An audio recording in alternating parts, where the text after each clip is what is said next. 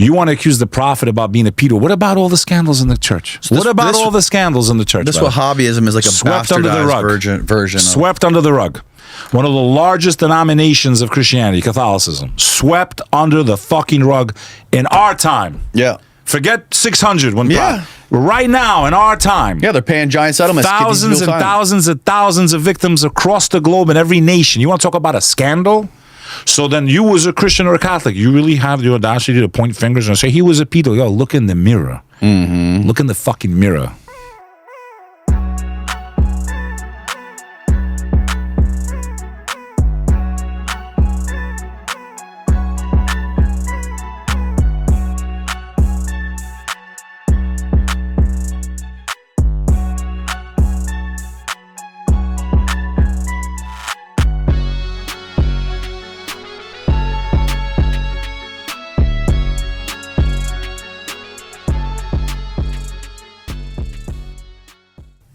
My point is this. I find it hypocritical. I'm not saying they should open their doors and let these people in, but you fucking made them. You helped create how desperate they are. Because they didn't have this flood of migration until Syria fell, Iraq fell, all these countries fell. Then you had this flood of immigration. The same way, the same way we have to instigate other countries, and even not just Muslim nations, but superpowers like South Russia America and China, trying to interfere with all of their fucking goals. But do you ever hear the migrants in America being classified as Christians? Because they're mostly Latino, the majority. They're Christian migrants. Yeah. No, but most Latinos are Christians and Catholics. But they don't use that to reference them as the migrants, right? But the Europeans, they say no, the Muslims. Like, why can't they just be called migrants? Well, you could be a migrant and be from Sudan. So if the majority are from Sudan, let's just say, or from Syria, shouldn't they be called Syrian migrant? Why does it have to be classified by religion? But they don't do it for the other religions. Yeah. These are the double standards. Most people don't know what fucking Syria is. But these are the double standards. Yeah. That I've pointed out over and over again. No, because they use these methodologies. It's perception. It's public the same perception. Way when a quote-unquote terrorist takes out people with a bomb, they make sure they put Muslim terrorists. When the asshole in New Zealand, was New Zealand or Australia, went into the Christchurch, right, took out 100 people while they pray. Crosses all over his rifles. Manifesto talking about Christianity. Playing Serbian nationalist music. Okay? He wasn't Serbian, though. Because he thought they were amazing because they were wiping out Muslims. That's why he looked up to the Serbians, right? The war that they did in Bosnia. This guy takes out 100 Muslims that literally they welcomed him in. Welcome, brother. The first words the Muslim guy said to him, welcome, brother. The guy opened fire on him. Okay? Killed 100 people while they're praying. Clearly a Christian extremist. Never called him a Christian terrorist. Have you heard the stories of Afghanistan? We're sending like a couple $100 million or like $70 million a week to the Taliban to like to not grow it, right? To not grow heroin.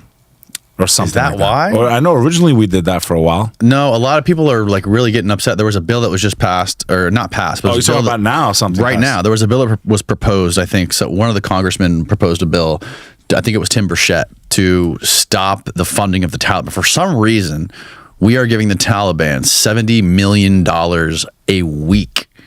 In taxpayer dollars. For some reason, we're funding them.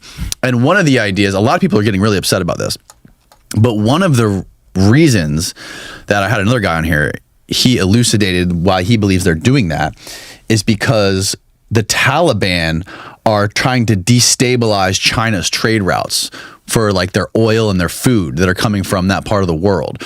So the Taliban are going in there and like sabotaging these Chinese trade routes. And that's the idea, is why we're giving that. So look at this. Yeah, Taliban these guys, controlled Afghanistan. They still haven't figured out what camouflage looks like. Bro, I don't get it. Like, how do these guys beat America, bro? They don't even know what camouflage is. Yeah.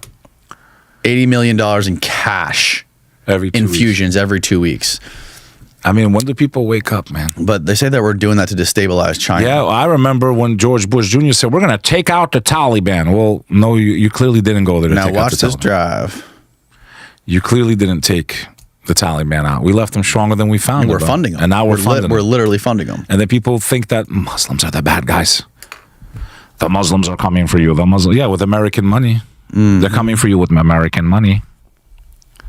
Brother, I can go on and on between the hypocrisy. This is my message to the audience.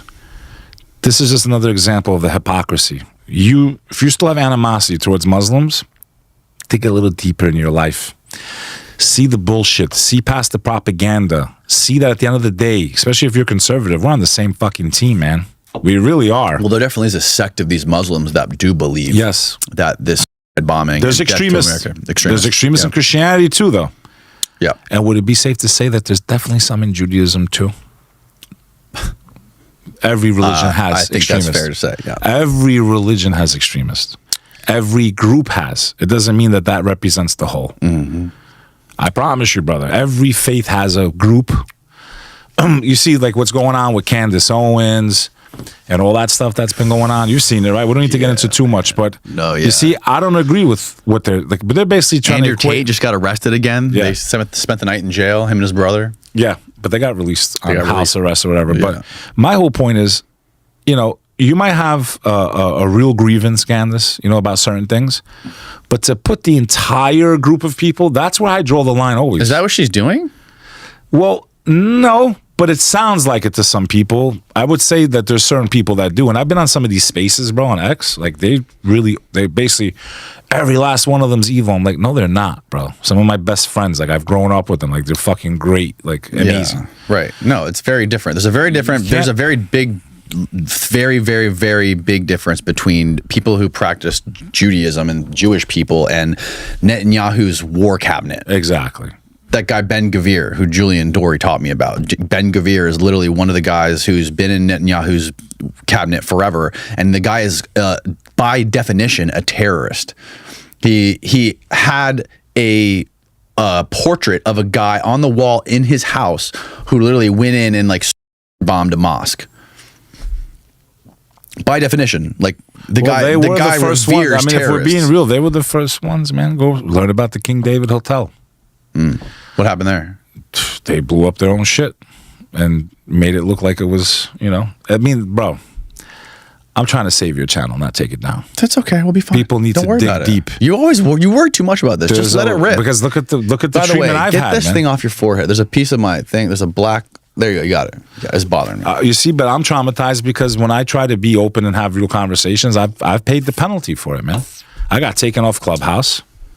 You know, I definitely noticed a significant decrease on my channel, but I should have been at 1 million followers a long time ago on YouTube. I've broken the internet 1 million times. And it's not to brag. I'm not saying it from a place of arrogance. I'm saying I've put 5 years of my life into this work. I don't have no sponsorship. No help. It's just me, and I don't do it for the money because I would have stopped a long time ago. I know how dangerous hatred is. I know where it can lead. I've lost family in every fucking conflict you can think of. Yeah. World War II, my grandmother's 2 brothers were hung by the Nazis. Kosovo War, I lost my family. 9/11, I almost went down. So my point is, like, I understand where all this animosity comes from, and I'm trying to fight back against it, man. I do believe in the good of humanity. Yeah. My faith teaches me only God can judge you. No one can judge you. Only God. I don't hate anybody.